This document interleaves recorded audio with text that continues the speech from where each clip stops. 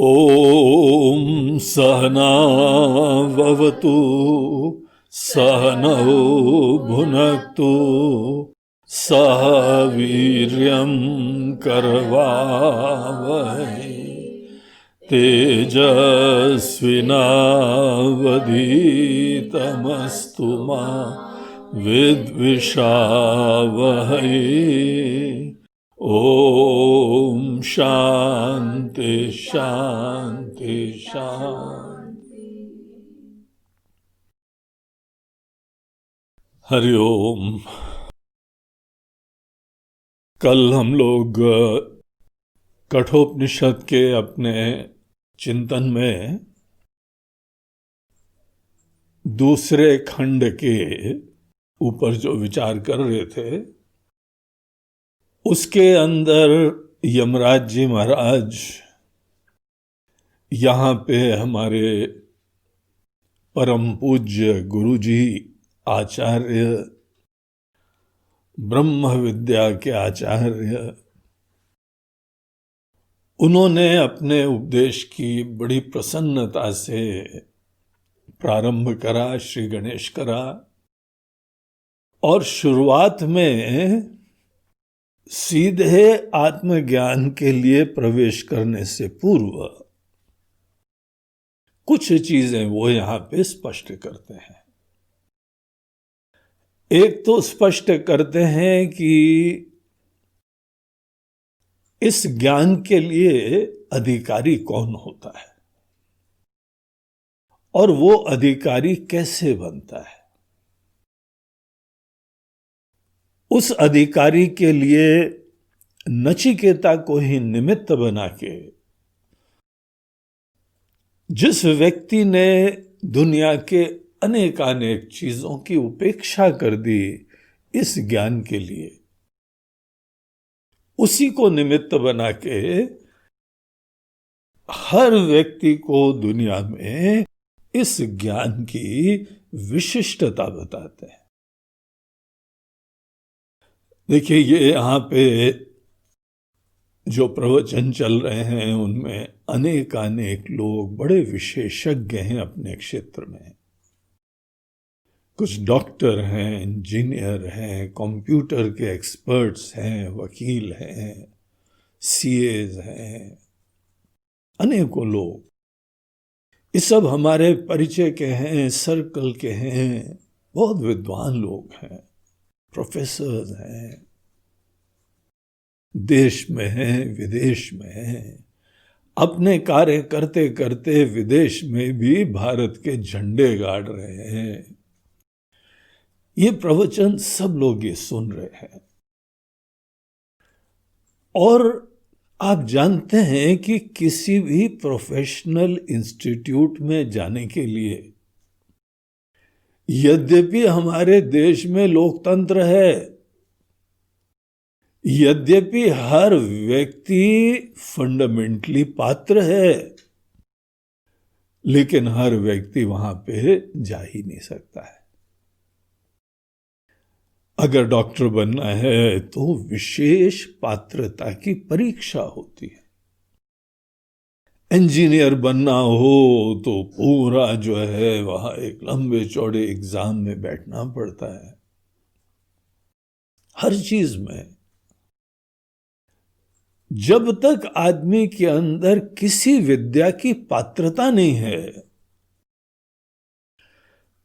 उसमें अगर वो प्रवेश कर भी जाए, अगर हम मान लें कि भाई कोई जो है बहुत ही बड़े आदमी का लड़का है और वो किसी तरीके से डोनेशन से एंट्री प्राप्त कर ली उसने, कोई मुन्ना भाई हो, कोई मुन्ना भाई को किसी तरीके से एडमिशन मिल गया और वो बड़ी मजेदार पिक्चर थी, यहां आश्रम में लाई गई थी, हमने भी देखा, क्योंकि उसका संदेश अच्छा था, इसीलिए आश्रम में किसी ने आके आग्रह पूर्वक हमको दिखाया।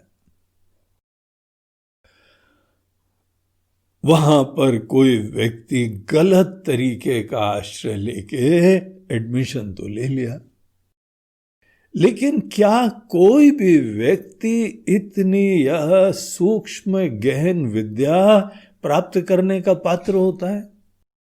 अगर कोई डॉक्टरी के लिए पात्र देखा गया है तो इंजीनियरिंग के लिए पात्र नहीं है, सीए के लिए पात्र नहीं है, वकालत के लिए पात्र नहीं है, आर्ट के लिए पात्र नहीं है। तो इस बात को बहुत अच्छी तरह समझना चाहिए कि हर विद्या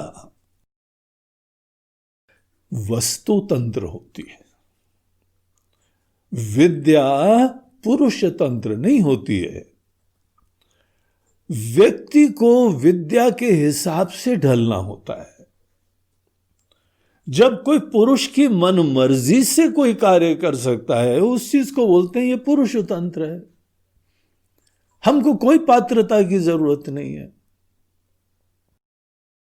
तो यहां पे विद्या जो है, कोई भी विद्या, हर विद्या वस्तु तंत्र होती है।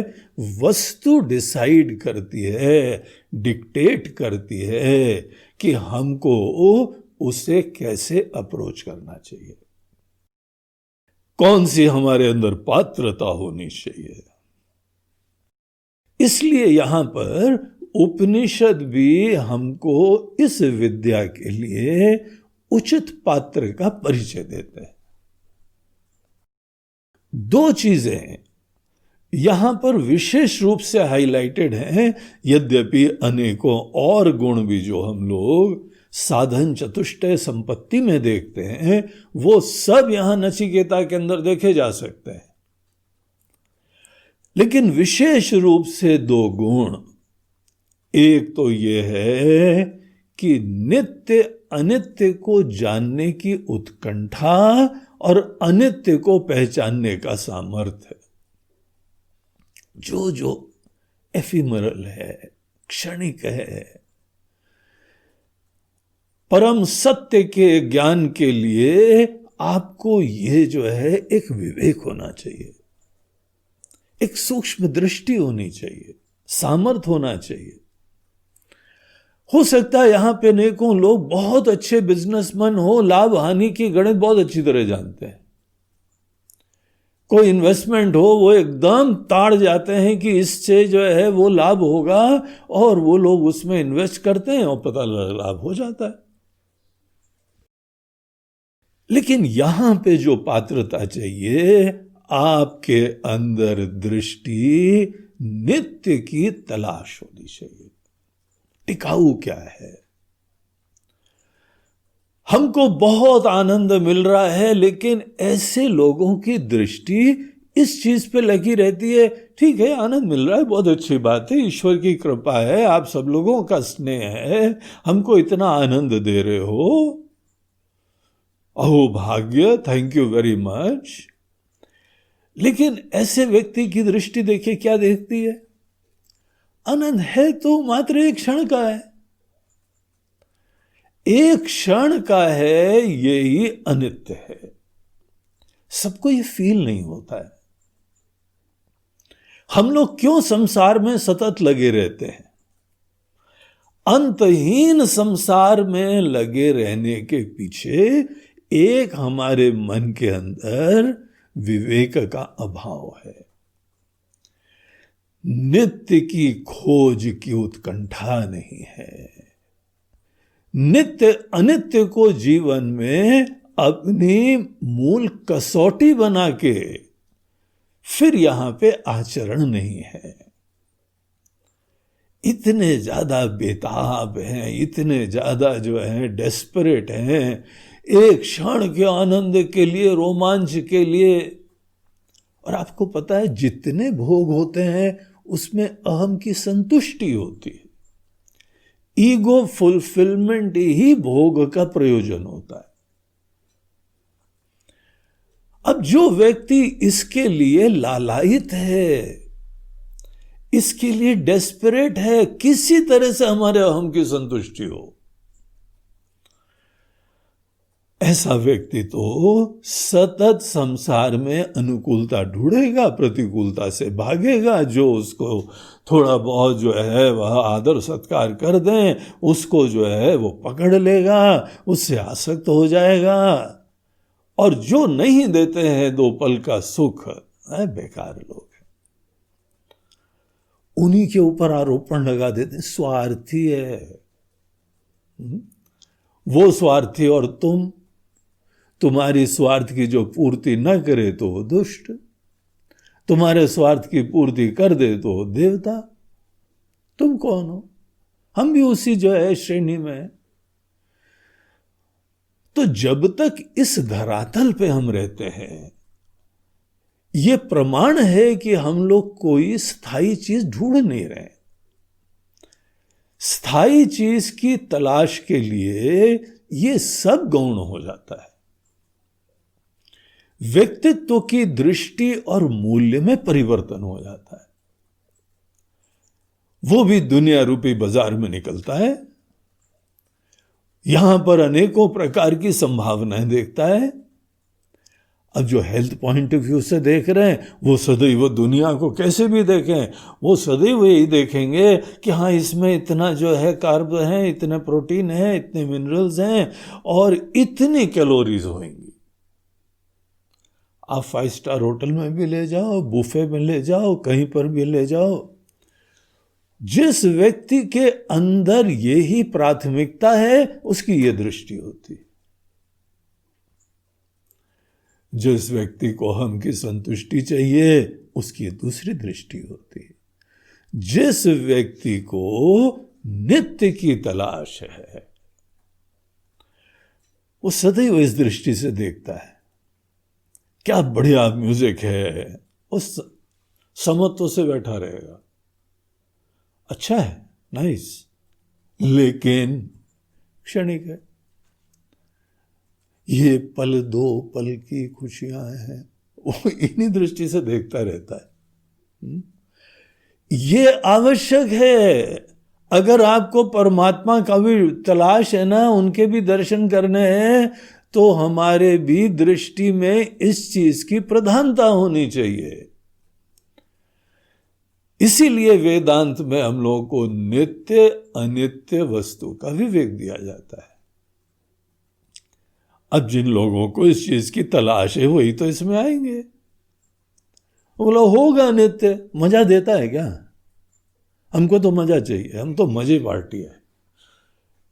हे श्रीमान मजे पार्टी के सदस्य, तुम तो पानी पूरी लो जाके, तुम यहां कहां आ गए?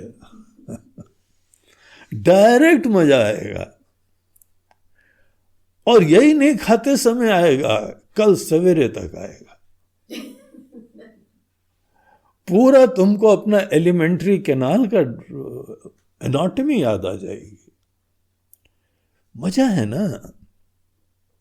और दूसरे मजे, कहीं बढ़िया म्यूजिक प्रोग्राम में गए, कहीं बढ़िया जो है पिक्चर देख ली, कहीं और भोग विलास कर लिया, और कहीं पे कुछ, कहीं पे कुछ, मजा आ रहा है।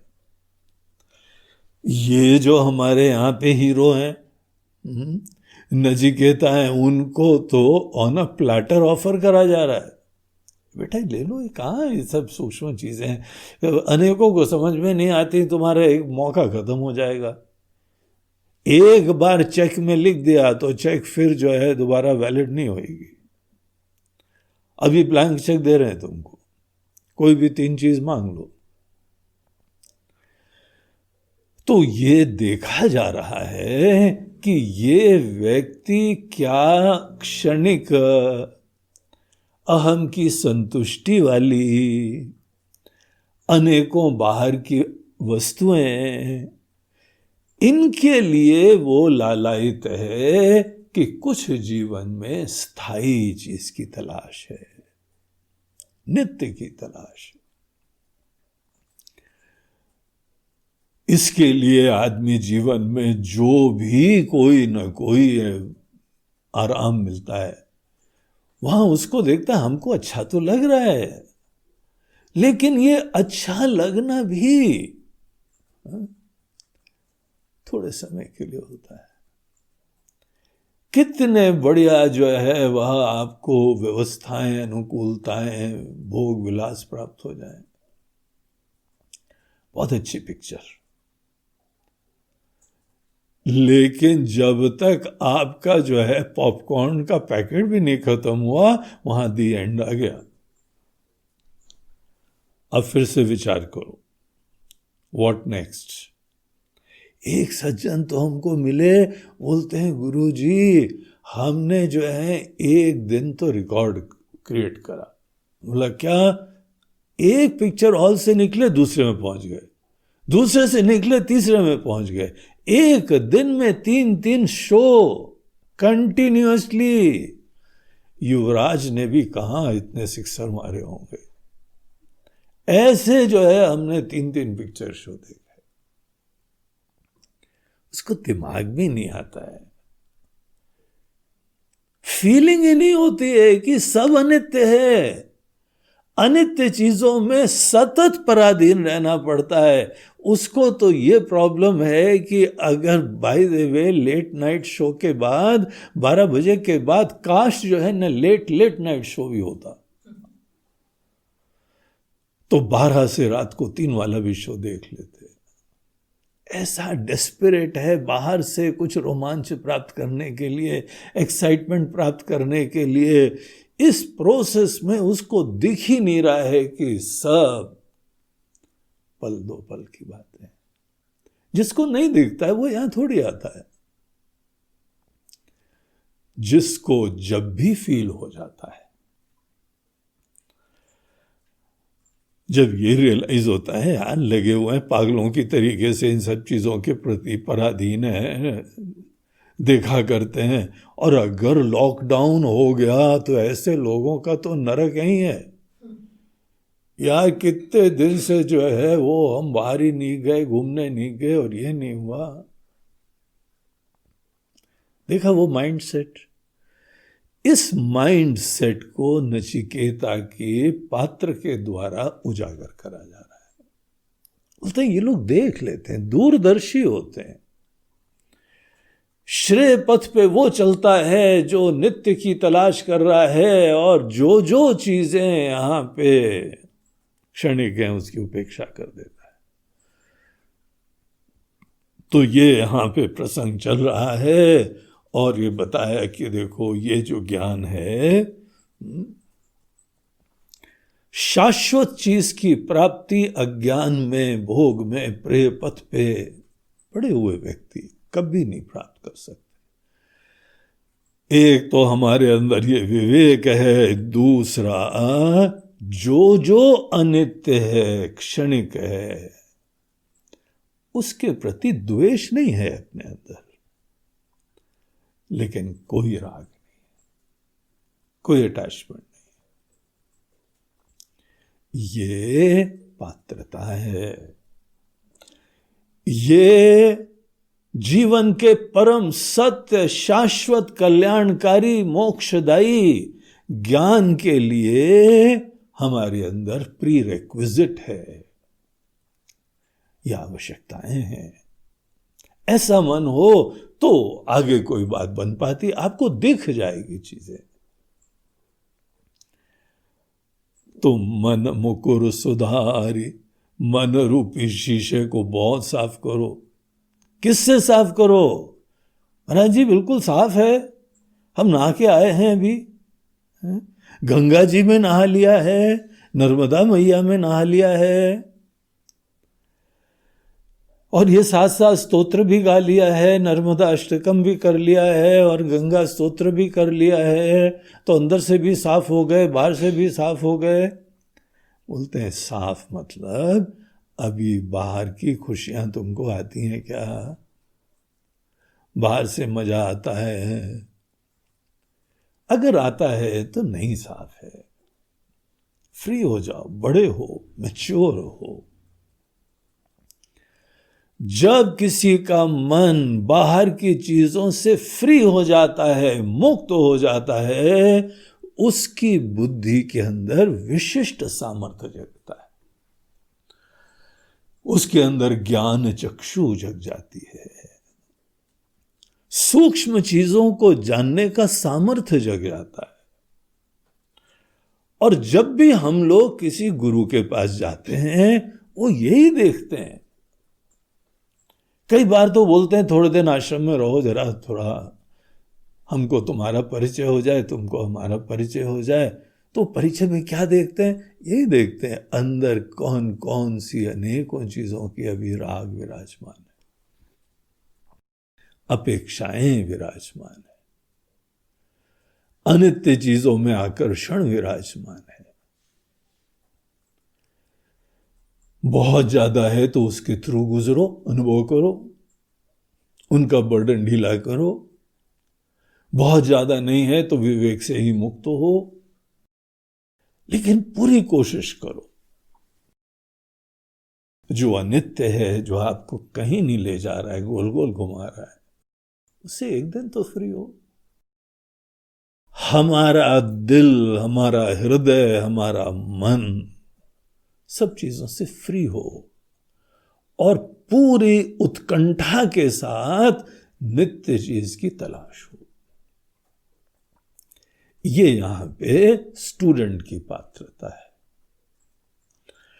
अब यहां पे आगे के देखिए मंत्र आते हैं कि अब हमको गुरु की पात्रता भी बताते हैं। तो 8वां मंत्र हम चैंट करते हैं। न नरेण वरेण प्रोक्त एष सुविज्ञेयो बहुधा चिन्त्यमानः अनन्य प्रोक्ते गतिरत्र नास्ति अणेयान्ह्यतर्क्यमणु प्रमाणात्। तो यहां पे अनेकों लोग, आप लोग सत्संगी लोग हैं, एक चीज अनुभव करा होगा कि हम किसी के पास भी जाके सत्संग सुने, उसमें यद्यपि एक ही ग्रंथ के बारे में कोई प्रवचन दे रहा हो, लेकिन आपने अनुभव करा है कि कोई बहुत ही महान विरक्त श्रोत्रिय ब्रह्मनिष्ठ अगर ऐसे कोई महात्मा जी हमको बताते हैं, तो बातें जो उसकी निकलती हैं वो कितनी हृदय स्पर्शी होती हैं। और जब कोई श्रद्धालु है, समझदार है, और वो हमको बताता है, मगर बस श्रोत्रिय ब्रह्मनिष्ठ नहीं है, उसने खुद अभी ब्रह्म का साक्षात्कार नहीं करा है, अभी जगा नहीं हुआ है।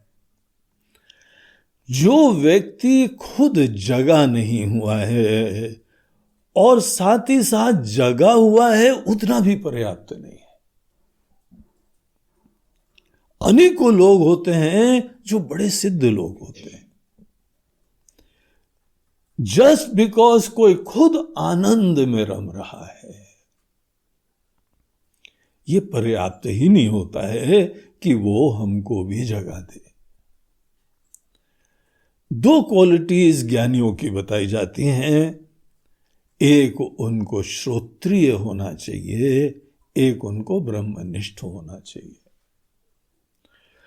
ब्रह्मनिष्ठ मतलब होता है कि ऐसे व्यक्तित्व के धनी होने चाहिए जो अपने अंदर खुश रहते हैं, धन्य रहते हैं, परिस्थितियों के बावजूद अपने अंदर कृतार्थ होते हैं। बाकी आप किसी से बोलो, महाराज जी आप ब्रह्मज्ञानी हो गए क्या? क्या उसके वचनों से हमको ब्रह्म ज्ञान का परिचय मिलेगा? कोई भी जो है वह थोड़ा बहुत भी शास्त्र पढ़ेगा, उसको पता है कि थोड़ा तो ब्रह्म का परिचय हो गया है, एक सच्चिदानंद है, एकमेव अद्वितीय है, सत्यम ज्ञानम अनंतम है, ये सब शब्दों का परिचय हो गया। अब टेक्निकली तो ब्रह्म ज्ञान हो गया, क्योंकि यही ब्रह्म है। ऐसे जो केवल परोक्ष ज्ञान है, अभी सुना हुआ ज्ञान है, लेकिन खुद अभी जगे ही नहीं है, और क्योंकि खुद अपने अंदर अपने आप में कृतार्थ नहीं है, इसीलिए उनकी खुशियां अनेक अनेक चीजों से आती हैं, पराधीन रहते हैं, गणित रहती है। ये चीज किसी के बारे में भी ऑब्जर्व करनी चाहिए। यद्यपि आप जो भी व्यक्ति अध्यात्मनिष्ठ हो, भगवान का भक्त हो, उनके आप पास जाइए, उनका सत्संग करिए, उनके साथ मित्रता हो, नहीं भी जानते हो, भगवान के प्रति प्रेम हो, धर्मनिष्ठ हो, तो भी वैसे लोग बहुत अच्छे होते हैं, उनके पास भी आना जाना चाहिए, आगे बढ़ के मित्रता प्राप्त करनी चाहिए। जब हनुमान जी लंका गए तो वहां पे विभीषण जी के घर के बाहर पहुंचे तो अंदर से ब्रह्म मुहूर्त में कोई उठा और राम जी का स्मरण कर रहा था। वो रुक गए, उन्होंने बोला इससे तो मिलना है हमको, इनसे तो दोस्ती करनी है, हमको परिचय प्राप्त करना है। आगे बढ़ के जो भी भक्त हो, जो भी शास्त्र के प्रति श्रद्धालु हो, जो भी धर्म के प्रति जो है स्वाभिमान रखते हो, जिनका भी मन साफ दिखाई पड़ता हो, ऐसे लोग ब्रह्म ज्ञानी हो या ना हो, आपको बढ़ के आगे तो मिलना ही चाहिए, उनसे दोस्ती करनी चाहिए। और जो भी थोड़ा बहुत पढ़ता है उसके पास बैठ के पढ़ाई भी करनी चाहिए, चिंतन भी करना चाहिए। लेकिन जो व्यक्ति अभी खुद नहीं जगा है, जिस व्यक्ति के अंदर अभी भी बाहर की चीजों की अपेक्षाएं हैं, आग्रह है, पराधीनता है, उतार चढ़ाव से प्रभावित भी होता है, अशांत भी होता है,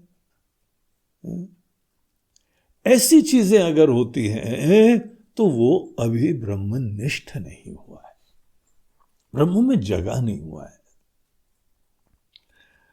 अगर हम मान ले थोड़ी देर के लिए कि कोई ब्रह्म में जगा हुआ है, सदैव बड़ा प्रसन्न रहता है, खुश रहता है, वो भी गुरु बनने योग्य नहीं होता है। जो परमात्म तत्व है वो दृश्य से परे है, किसी भी प्रकार की संकुचितता से परे है। दुनिया में आप देखिए सब चीजें नश्वर है, सब चीजें, कोई भी ऐसी चीज नहीं है जो स्थायी है। ऐसी चीज के बारे में कैसे ज्ञान दिया जाता है, कैसे बताया जाए? तो उसके लिए हम लोगों के ऋषियों ने एक विद्या को जो है वो डेवलप करा है, और यही हमारे वेदांत और उपनिषदों के अंतर्गत की यूनिकनेस है। वो एक साइंस है जिसके द्वारा अदृश्य का ज्ञान कराया जाता है। एक बड़ी अद्भुत सी टेक्निक है, मेथोडोलॉजी है, और उसकी प्रामाणिकता का ये लक्षण है कि अनेकों लोग यहां पे मुक्त हो गए, जीवन मुक्त हो गए, ब्रह्मज्ञानी हो गए। शास्त्र के ज्ञान से वजह से अनेकों लोगों का बेड़ा पार हो गया। तो ये एक चीज समझना चाहिए, ये हमारे आपकी विशिष्टता है, सौभाग्य है, अपूर्वता है। वेदांत में प्रतिपादित जो ब्रह्म विद्या है, ब्रह्म विद्या के विज्ञान से जिसको परिचय हुआ है, अवगत हुआ है, गुरु के चरणों में बैठ के उसको यह ब्रह्म ज्ञान प्राप्त हुआ है। ऐसे ही कोई श्रोत्रिय, इनको श्रोत्रिय बोलते हैं, किसी श्रोत्रिय ब्रह्मनिष्ठ के चरणों में बैठते हैं तब जाके शास्त्र अपना अर्थ खोलते हैं। शास्त्र अपना अर्थ खोलते हों, उसके लिए ये दोनों चीज आवश्यक है। वो ब्रह्म में जगे होने चाहिए और शास्त्र की यूनिकनेस उनको पता होनी चाहिए। ऐसे लोग जब बताते हैं, इन लोगों का सत्संग हमको प्राप्त होता है, तब बातें छूती हैं। शब्द जो हैं वो तीर की तरह आते हैं, हमारे अंदर के मोह और अज्ञान दूर कर देते हैं। अज्ञान को दूर करने के बाद हमारे अंदर अनेकों नासमझी को दूर करके तत्व को उजागर कर देते हैं। ब्रह्म सबकी आत्मा की तरह विराजमान है, कण कण में विराजमान है, सामने ही खड़े हुए हैं, हर पल विराजमान है। लेकिन उसको वही तो कोई बताएगा जो कोई खुद उसमें जगा हुआ है। इसीलिए किसी भी व्यक्ति के द्वारा सत्संग नहीं प्राप्त होता है। अनेकों लोग हैं, बड़े अच्छे हैं, उनके अच्छाई में हमको कोई प्रॉब्लम नहीं है। कोई है भगवान का भजन करते रहते हैं, भगवान का भजन करते रहते हैं, इसलिए वो ब्रह्म विद्या के आचार्य नहीं हो जाते हैं, खुद भी मुक्त नहीं हुए, अभी भी भगवान से प्रार्थना करते हैं, भगवान हमको तो सद्गति दीजिए, तुम्हारी भी सद्गति हो, हमारी भी सद्गति हो, भगवान हम तो जो है वह गोलोक जाएंगे, हम तो वैकुंठ जाएंगे, हम तो कैलाश जाएंगे, भगवान बस इतनी कृपा करना। उनके भजन भी रहते हैं, भगवान जिस समय प्राण तन से निकले उस समय हम आपका नाम ले लें। बहुत ही प्यार है उनमें, ईश्वर के प्रति बहुत भक्ति विराजमान है, लेकिन ब्रह्म ज्ञान नहीं है। ये देखना सीखो। अनेकों लोग योग में बड़े पारंगत हैं, बहुत अच्छी प्रकार से विद्या देते हैं और वो खुद भी स्वस्थ रहते हैं, आपके भी शरीर के सब रोग दूर कर देंगे। प्राणायाम में बड़े पारंगत हैं, योगासन में बड़े पारंगत हैं, अनेकों प्रकार के धर्म के प्रति स्वाभिमान है, देश की भक्ति है, बहुत अच्छे लोग हैं, नमन करने लोग हैं, प्रणाम करने योग्य है। आपके पुण्य उत्पन्न हुए, इसीलिए आपको दर्शन हो रहे हैं ऐसे लोगों से। जिस जगह भी कोई एक व्यक्ति ऐसा आ जाता है वो धन्य हो जाता है समाज भी, लेकिन ब्रह्मज्ञानी नहीं है। तो ब्रह्म ज्ञानी के पास जाके जो ब्रह्म ज्ञान में रम रहे हैं, जो हर पल अपने आप को ब्रह्म देख रहे हैं, और साथ ही साथ ये जो साइंस ऑफ कम्युनिकेशन, जो शास्त्र के अंदर, उपनिषदों के अंदर जो एक विशिष्ट प्रकार की विद्या प्रतिपादित है, जिसके द्वारा ये अदृष्ट को भी बता दिया जाता है। ऐसे का जिसके पास विद्या हो, उसी के पास जाके ब्रह्म ज्ञान होता है। ऐसे के पास देखिए, जब आदि शंकराचार्य जी केरला में पैदा हुए थे और उनको जीवन में प्रेरणा हुई कि अब हमको जो है ब्रह्म विद्या की प्राप्ति करनी है, केरला से ढूंढते हुए उन दिनों 2000 साल से भी पूर्व पूरा देश इतना हरा भरा, जंगल, नदी, नाले हर जगह से युक्त है, दुर्गम है, इधर उधर से जाना मुश्किल है। ऐसे समय वो बालक अकेले ढूंढते फिरते नर्मदा तट पे पहुंचे। नर्मदा तट पे एग्जैक्ट कहां पहुंचे वो आज भी विवाद है, लेकिन यहां आके उनको एक ऐसे विद्वान मिले, रास्ते में बहुत विद्वान मिले, अनेकों योगी मिले, अनेकों तपस्वी मिले, अनेकों भक्त लोग मिले, लेकिन उनकी यात्रा कंटिन्यू रही। सबको जो है उन्होंने सबका स्नेह प्राप्त करा, आशीर्वाद प्राप्त करा, सबकी यथासंभव सेवा करी, लेकिन बहुत ही क्लियर फोकस, हमको तो श्रोत्रिय ब्रह्मनिष्ठ गुरु चाहिए। यही बात यहां पे इस 8वें मंत्र में बताई जा रही है। इस 8वें मंत्र में बोलते हैं, न नरेण अवरेण प्रोक्त एषा सुविज्ञेयः बहुधा चिंत्यमानः। जब हमको बताने वाला, अब अनेकों हम शहरों में जाते हैं इधर उधर से, बोलते हैं महाराज जी हम लोगों का सत्संग चलता है। बहुत अच्छी बात है, कितनी खुशी लगती है सुन के कि नियमित रूप से कोई व्यक्ति सत्संग में जाता है, कुछ तो सुनने को मिलता है। लेकिन ये बात देखिए, जो व्यक्ति खुद अभी जगा नहीं हुआ है और जिसको वेदांत का पूरा रहस्य नहीं पता है, जो बोलते हैं वेदांत शास्त्र की, उपनिषदों की ही इधर उधर से बातें लेके ही बोलते हैं, लेकिन विधिवत वेदांत का अध्ययन ही नहीं करा उन्होंने। ऐसे लोगों के दिल में झांक के देखो, बड़ी बेचैनी होती, कैसे बताएं तुमको, कौन से शब्दों से बताएं। इसीलिए कोई ज्यादा सूक्ष्म बात आती है तो उस समय भजन गा देते हैं, वो ज्यादा आगे जा नहीं सकते।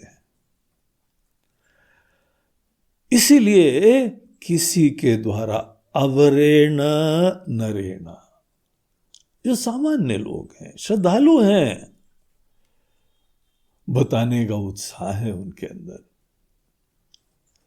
पैशन है इस चीज के बारे में चर्चा करने का। एक हमारे लखनऊ में भक्त हैं, वो बहुत ही प्रेरित रहते हैं कि सबको यही बातें सुनाने की, लेकिन साथ साथ दुखी रहते हैं कि गुरुजी आजकल कोई सुन ही नहीं रहा हमारी बात। उनके ऊपर इतनी दया आती है हमको। उनकी कई बार शिकायतें हुई, जी पता नहीं कौन सा कलयुग आ गया है, हम यहां बैठे हुए हैं बताने के लिए, कोई सुन ही नहीं रहा है। नहीं सुन रहा है तो नहीं सुन रहा है, तुम तो मस्ती रमो ना। तुम कौन सी विद्या दे रहे हो? हम तो सीधे ब्रह्म विद्या दे रहे हैं, और वो भी शंकर भाष्य के साथ देते हैं हम। लेकिन शंकर भाष्य कोई सुनता ही नहीं है। क्या पापी लोग हैं, क्या कलयुग आ गया है। यार कलयुग कहाँ आया है? तुम तो काल से परे हो, तुम तो ब्रह्म की चर्चा कर रहे हो। ब्रह्म कौन कलयुग में रहता है? ब्रह्म तो सब युगों के परे है। तुम उसमें जगे हो कि नहीं जगे हो? अरे जी कोशिश जारी है। बोला ठीक है, कोशिश जारी है, तुम सच्चे आदमी हो, विनम्रता से बोल रहे हो कि अभी नहीं जगे हो। तो जो व्यक्ति खुद ही नहीं जगा है अभी, उनके शब्द आपको कैसे जगाएंगे? ये बात यहां ये मंत्र कह रहा है। न नरेण अवरेण प्रोक्त एषः, ये जो विद्या है वो स्पष्ट नहीं हो पाती है। देखिए इतने सूक्ष्म बिंदु होते हैं कई। अब यहां पे जैसे एक बात कही कि आत्मा जीव से परे होती है। ये जो आप देख रहे हैं ना, जीव आत्माओं से परे होती है। अब ये परे होती है, ये वाक्य हमको शास्त्र ने दिया। इसका क्या अर्थ घटित करा जाता है? कुछ लोग बोलते हैं परे है तो वो परे ही देखते रहते हैं, ऊपर ही देखते रहते हैं, बोलते हैं कोई होगी दिव्य चीज। इस चीज को अनेकों शास्त्र में लिया गया, बोला इसको जरा विचार करा जाए। क्या हो सकता है परे का मीनिंग? परे का मीनिंग यहां पे एक यह है कि जीव से अलग है, और एक यह है कि जीव से अलग नहीं है, जीव के ही अंतरतम गहराई में स्थित है। अब एक छोटा सा दृष्टांत है। अब किसी ने जो है अवरेण नरेण, कोई सामान्य व्यक्ति जिसको पूरा जो है ब्रह्म विद्या उसने अपने गुरु से सुनी नहीं है, शास्त्रों का अध्ययन ही नहीं करा है, वो बताते तो बड़े पैशन से हैं, उत्साह से हैं। इनफैक्ट बताने में ही उनका ज्यादा आनंद आता है।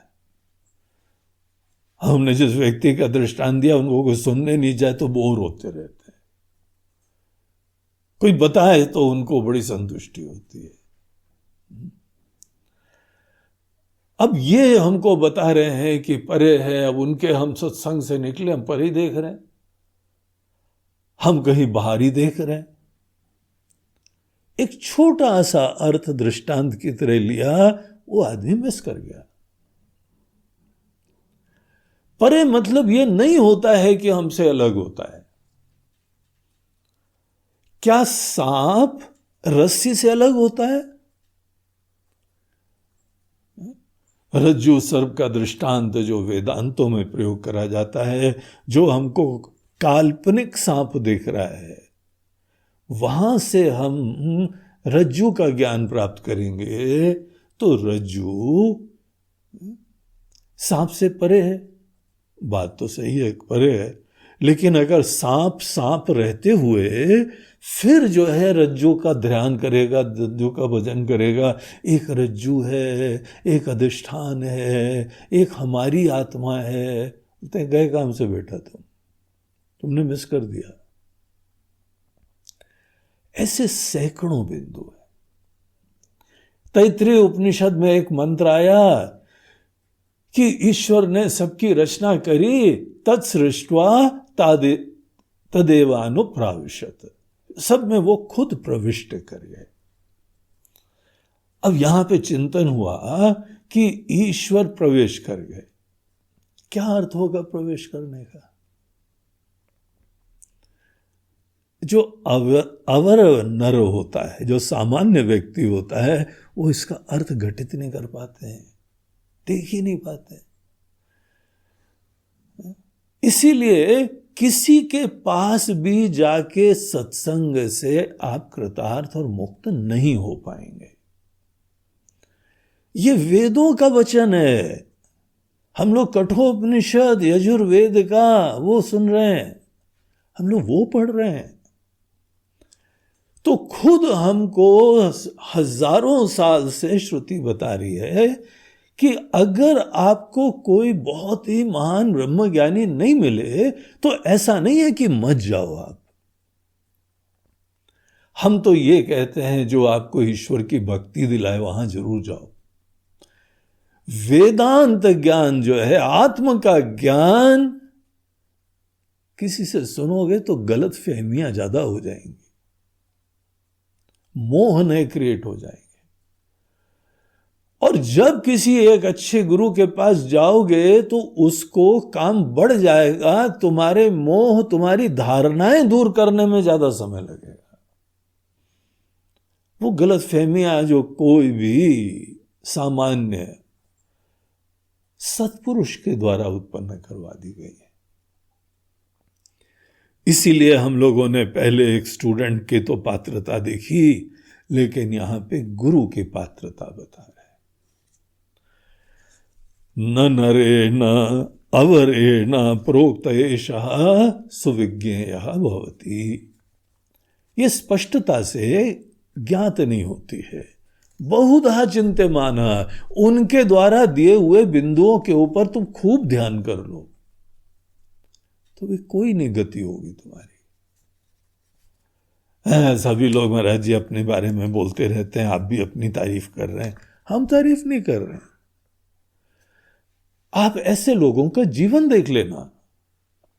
कितने सालों से सत्संग कर रहे हो, सत्संग करने के बाद यहां तक अनेकों लोगों को बताया जाता है तुम दूसरी जगह सत्संग मत जाना सुनना। क्यों? तुम बिगड़ जाओगे। अरे महाराज जी, 20 साल से आपके चरणों में बैठे हुए हैं, अभी तक सुधरे नहीं है। 20 साल से आपका सत्संग सुन रहे हैं, अभी भी आपको भी डर है, हमको भी डर है कि बिगड़ जाएंगे। तो हो क्या रहे 20 साल से? आप इसको सत्संग बोलते हो क्या? 20 साल हमारे बर्बाद करे हैं आपने। अष्टावक्र गीता में बोलते हैं ब्रह्म ज्ञान की प्राप्ति के लिए कोई टाइम नहीं लगता है। जितनी देर घोड़े में बैठने को समय नहीं लगता उतनी देर में ब्रह्म ज्ञान हो सकता है। और यहां 20 साल आपके पास बैठे हैं और अभी आपको भी हमारे बारे में भी डर लग रहा है। अरे हम अच्छे सच्चे निष्ठावान भक्त हैं आपके, अब अभी तक हमारे अंदर जो है ना, भेजे में ज्ञान भेज नहीं पाए हो, इसीलिए आपको ही डर लग रहा है कि तुम अभी बिगड़ जाओगे। अरे क्या कौन सा परमानेंट कस्टमर बनाए हुआ है? अगर आपको अपने ज्ञान पे भरोसा है तो हमको मुक्त करो। और मुक्त करने का प्रमाण है कि हम जहां भी जाते हैं आपको डर क्यों लगता है? जैसे आपकी दुकानदारी खत्म हो रही हो कोई। सच्चाई ये है, कटु सत्य ये है, पकड़ के रखते हैं लोगों को। बहुधा चिंत्यमाना, अब 20 साल से कोई चिंतन कर रहा है तो बहुधा चिंत्यमाना, इतने सालों से लगा हुआ है वो। रिलीजियसली सवेरे होता है, नहा धो के वो अपनी किताब लेके पहुंच जाता है। अनेकों जगह तो वहां पे उनको सत्संग में डेली कोई ना कोई वाणी बताई जाती है। और वाणी में क्या होता है? सच बोलो, झूठ मत बोलो, कपट मत। 20 साल से यार यही सुन रहे, ब्रह्म ज्ञान कब आएगा? ये ब्रह्म ज्ञान है? ये सत्संग है क्या? अभी भी बच्चे बने हुए हो, अभी वो भी बच्चे बने हुए हैं। किस दिन ब्रह्म ज्ञान चालू होगा? किसी चीज को भी सत्संग बोल देते हो। जहां पर भी जो है थोड़ा बहुत तो भजन गा लो, वहां पर सत्संग हो गया। एक तो सज्जन भजन गाया करते थे, हमें बोला बड़ा अच्छा भजन है। वो हमारे पास आए, बोलते महाराज जी मीनिंग क्या थी भजन की? बोला धन्य हो यार, हमने समझा बड़े भाव से अर्थपूर्वक तुम गा रहे हो। बोलते नहीं, ट्यून अच्छी इसलिए गा रहे हैं। ये सत्संग होते हैं। तो जरा जगो, जरा सीरियस हो। अगर बीमारी भी होती है तो अच्छे विद्वान डॉक्टर के पास जाते हो। बिल्डिंग बनानी हो तो अच्छे आर्किटेक्ट को ढूंढते हो। अच्छे क्वालिफाइड इंजीनियर के ऊपर भरोसा करते हो। कोई प्रॉब्लम हो जाए तो अच्छे वकील को ढूंढते हो। किसी भी लल्लू पंजू को ढूंढ लेते हो क्या? जो नॉन सीरियस है वही ढूंढता है। अगर तुमको सही में ब्रह्म ज्ञान चाहिए तो तुमको एक अच्छे गुरु की तलाश करनी चाहिए। अच्छा आप बताइए, हम नहीं बता सकते हैं, ये आपको तलाश करना है। आपको देखना है शास्त्र की कसौटी पे कौन खरा उतर रहा है। हम तो जानते भी नहीं है। ऐसे कितने लोग हैं, वो लोग तो सामने ही नहीं आते हैं। उनको इंटरेस्ट ही नहीं आने का। वो कोई डेस्परेट ही नहीं है कि कोई आके सुने। कोई सुनने आता है तो उसको टरका देते हैं। नहीं बेटा, तुमको हम ये आशीर्वाद देते हैं, जाके मजे लो। वो तो स्टूडेंट के लिए भी डेस्परेट नहीं है। देखा नहीं यहां पे यमराज जी ने कितना टरकाने की कोशिश करी। ये कोई थोड़ी बड़े आतुरता के साथ बैठे, आ गया एक स्टूडेंट आ गया, चलो एक स्टूडेंट तो हमारा आया कोई, अब भगवान करे स्टूडेंट को पकड़े रहे। एक गुरु जी के एक ही स्टूडेंट थे, वो मर गया, बेचारे बड़े दुखी। यार एक ही स्टूडेंट था, इकलौता स्टूडेंट था, और वो भी चला गया। अब बुढ़ापे में कौन दूसरा स्टूडेंट आएगा? अब तो जो है हमने सोचा था जीवन भर की हमारी कमाई और प्रॉपर्टी सब दे देंगे, ज्ञान दे देंगे, वो तो उनको ही नहीं हुआ था। कौन आसक्त होगा? कौन स्टूडेंट को पकड़ने के लिए आतुर होगा? अरे तुम तो एकमेव अखंड तत्व हो, अविनाशी हो। और उनकी चिंता थी मरने से पहले कम से कम भगवान एक तो आ जाए। पहली बात तो यार तुम मरते ही नहीं हो, तुमको तो ये ज्ञान है ना, तुम्हारा मरना कहाँ होता है। तो अनेकों लोग होते हैं दुनिया में, हम लोग को उन लोगों के बारे में ज्यादा चिंतन करके टाइम वेस्ट नहीं करना चाहिए, नहीं तो उनकी कथा अनंत हो जाती है। मूल बात यह है कि जो ब्रह्म ज्ञान के वक्ता होते हैं बड़े दुर्लभ होते हैं। इसीलिए पिछले मंत्र में हम लोगों को यह बात दिखाई गई कि आश्चर्यो वक्ता कुशलो से लब्धा, बहुत ही रेयर होते हैं, इसीलिए वो आपको तलाशना है। कुछ शॉपिंग करने भी जाते हो, 10 दुकान में जाते हो तब राइट चीज मिलती है। 10 सत्संग में जाओ, 10 आश्रमों में जाओ, अनेकों जगह ढूंढो, उनकी भाषा आपको समझ में भी आनी चाहिए, वो आपको स्वीकार भी करने चाहिए, आपका वहां पे हृदय का तालमेल भी बैठना चाहिए, आपके अंदर श्रद्धा क्रिएट हो और सब माया मोह से मुक्त हो। साधना पंचकम में शंकराचार्य जी पूरी साधना का क्रम बताते हुए कहते हैं, बहुत अच्छा ग्रंथ है वो भी एक दिन हम यहां पर विस्तार से ऑनलाइन में ले लेंगे। निज ग्रहात तूर्णम विनिर्गम्यताम, निकलो घर से, अनेकों प्रकार के आराम सिक्योरिटी में तुम अटके हुए हो। ऐसे लोग नहीं ज्ञान प्राप्त करते हैं। थोड़ा साहस रखो, अपनी इच्छा के प्रति वैल्यू रखो और अपने कंफर्ट्स को किनारे करो। घर का प्रॉब्लम नहीं होता है, तुम्हारी आसक्ति का प्रॉब्लम होता है। जो घर से निकल आता है वो जाके शायद कहीं और भी रहेगा, वो उसका घर हो जाता है। लेकिन एक जगह जो हमने बड़ा अनुकूल व्यवस्था बनाई हुई है उसमें आसक्ति हो जाती है। निकलो इन चीजों से और एक ऐसे सद्गुरु की तलाश करो। अनन्य प्रोक्ते गतिरत्र नास्ति, जब कोई ऐसे गुरुदेव होते हैं जो ब्रह्म से अन्य नहीं है, अनन्य है। अनन्य का मतलब होता है जो परमात्मा से अब अन्य नहीं है। देखिए, परमात्मा से अन्य होने के बाद भक्ति होती, पूजा होती, सेवा होती, वंदना होती, आरती होती है। भगवान अलग है, अभी भी आदर करो, सत्कार करो। जब आप ही ब्रह्म हैं तो किसका आदर कर रहे हो, क्यों कर रहे हो?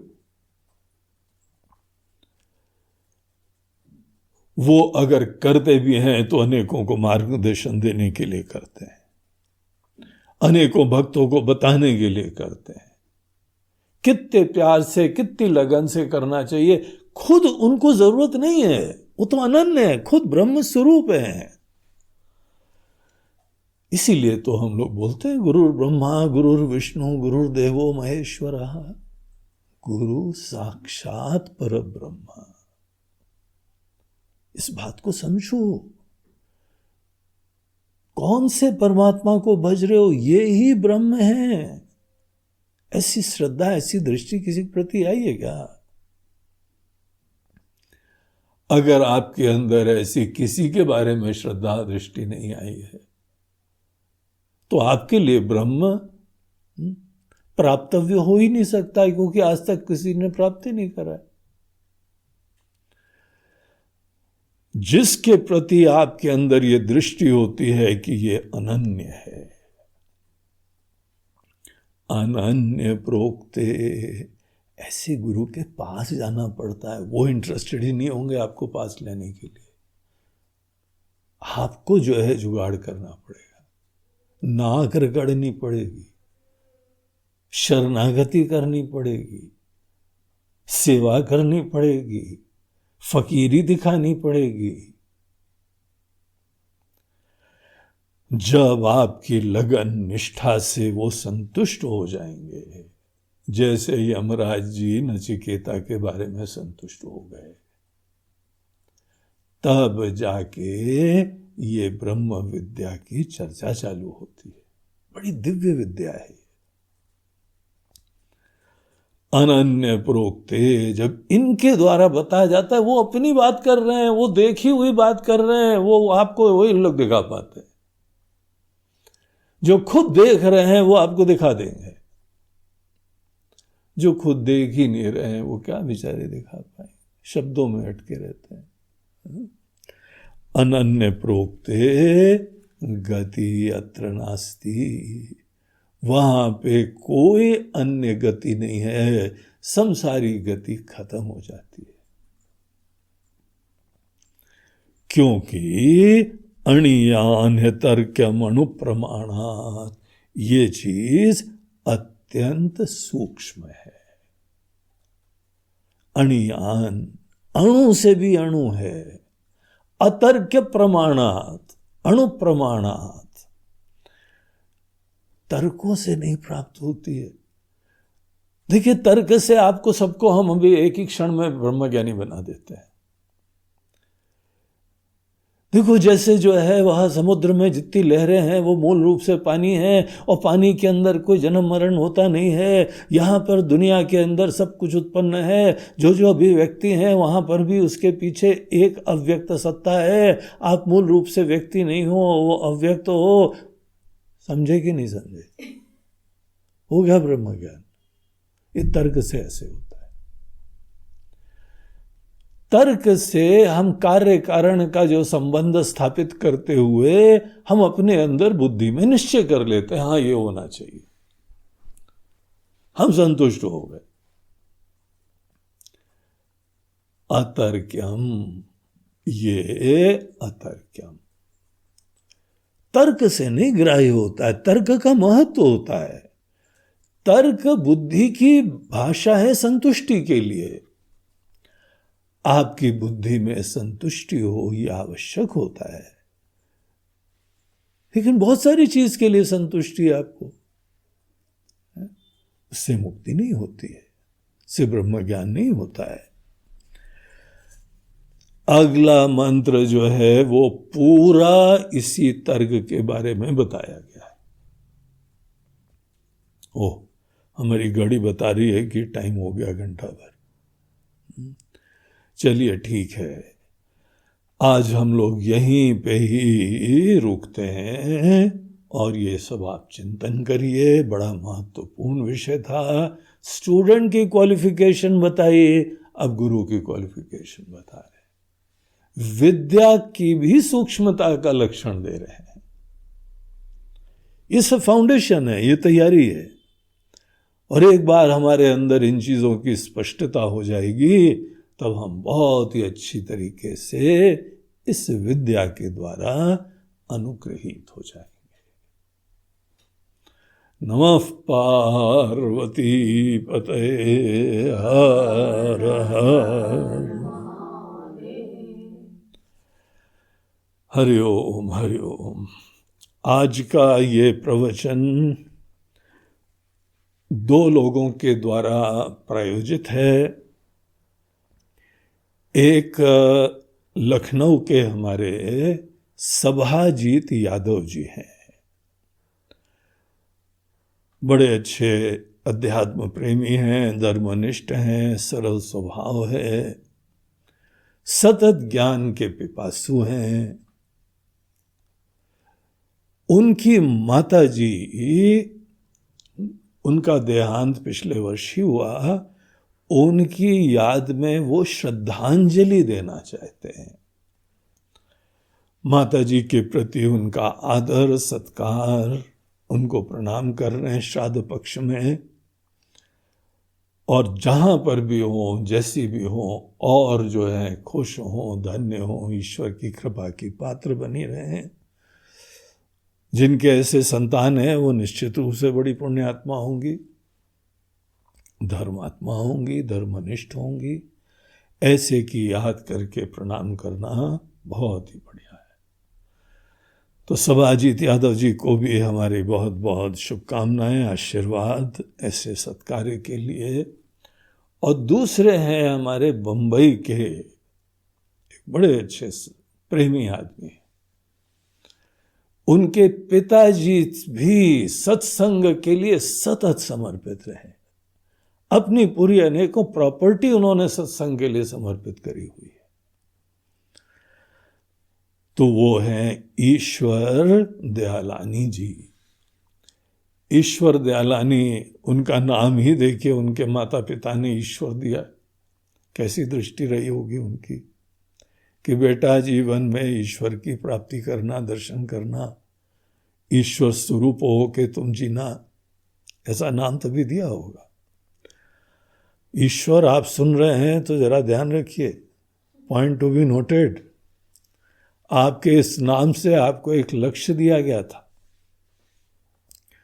और आप बड़े सच्चे सरल इंसान हैं। हमको बहुत अच्छा लगा मिलके। उनकी पत्नी कविता दयालानी, वो शीघ्र ही किसी कारणवशात दिवंगत हुई और उनकी ही स्मृति में, स्मरण में आज उनका श्राद्ध है। इसी तिथि को वो दिवंगत हुई थी, इस लोक से गई थी। तो आज बड़े भावुक मन से वो उनका स्मरण कर रहे हैं और उनके लिए अपनी शुभकामनाएं दे रहे हैं। वो जहां पर भी हो और धन्य हो, खुश हो, उनकी यात्रा आगे बढ़िया चलती रहे और उनका स्नेह परिवार के ऊपर सतत बना रहे। इन दो लोगों ने आज के कार्यक्रम को अपनी इस श्राद्ध और श्रद्धांजलि के द्वारा प्रायोजित किया है। बहुत बहुत आप लोगों को शुभकामनाएं। हरि ओम।